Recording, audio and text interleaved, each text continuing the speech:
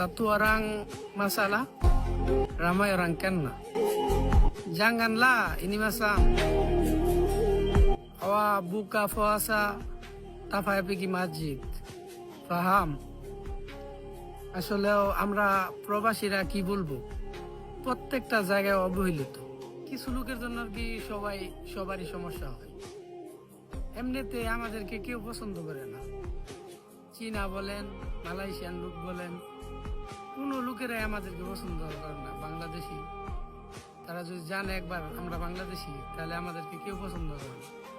আরো ইদানিং মালয়েশিয়াতে একজন বলতে অনেকেই ইফতার করেন মসজিদে যাইয়া। আসলে এগুলা করবেন না, ঠিক আছে? এগুলা করবেন না। এটা বাংলাদেশ না, এটা মালয়েশিয়া, ঠিক আছে?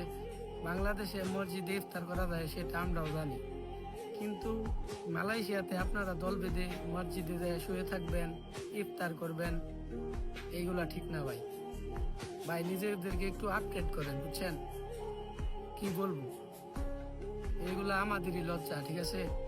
সবাই খারাপ বলে।